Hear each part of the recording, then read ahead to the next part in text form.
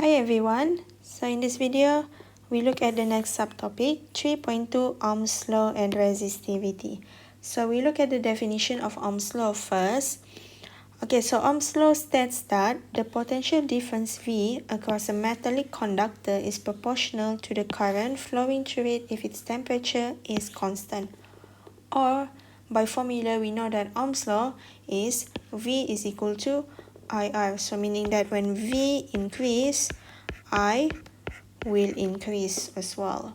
So this one meaning that here it is directly proportional. When we plot V against I, we will have a straight line here whereby the gradient will be equal to the value of the resistance. So this one, okay, we are going to do in the next experiment. So this one is for the material that is metal, which is a conductor. But let's say if we have a semiconductor material. So semiconductor material is a material in between conductor and insulator. So conductivity dia tidak sama dengan metal, but it still can conduct electricity. So when we plot the graph V against I here, okay, you can see here it will keep increasing until at one point dia jadi curve dekat sini. So meaning that voltage at one point it's no longer very high as the current increase. Okay, so this one you just need to know the how the graph looks like. So semiconductor usually generally we have silicon, which usually in electronic component, digunakan dalam komponen elektronik lah.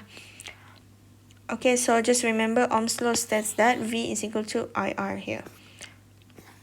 Okay, next one we look at resistivity. So what is resistivity? By definition, it is the resistance of a unit cross-sectional area per unit length of the material. Okay, so before this we learned about the resistance, right? Okay, so let's say here we have a wire. So wire ni setiap wire ada resistance dia sendiri. So this wire have a resistance maybe 5 ohm, and it has a length here.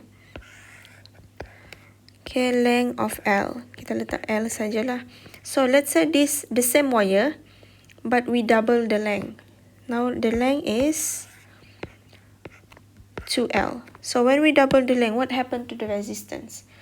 Okay, so when the length increase, resistance pun akan increase, because we know that resistance is actually the opposition to limit the flow of current. So kalau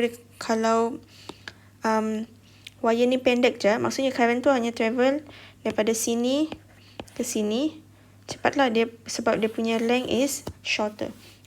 So the current only flow in a shorter distance. But if we double the length, let's say we have the same area but we double the length.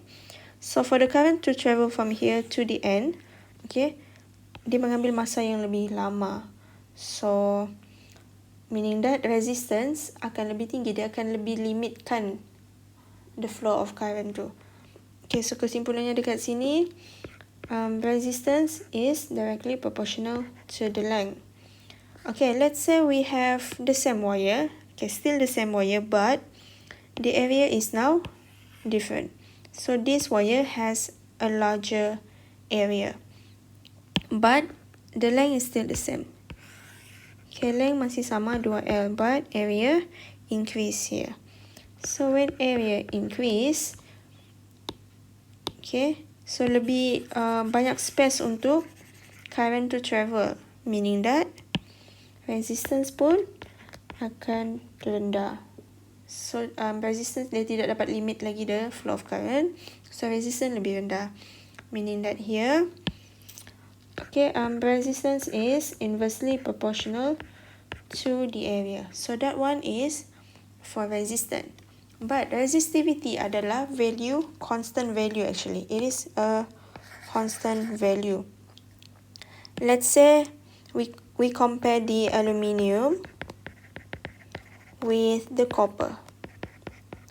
So these two material akan ada different resistivity. So as you can see here, different material have different value of resistivity. So that one depends on the material. Resistivity always depend on the type of material. So you just need to know how to use the formula. So here you can see resistivity is equal to resistance times with the area divided by the length. And the unit is ohm meter. Okay, so the area for wire, we only use one formula, which is area is equal to pi r square, or if we have the diameter, it will be pi d square over 4. So kena ingatlah, we use this formula untuk area of the wire. Okay, so we are going to look at the example in the next video. Okay, thank you.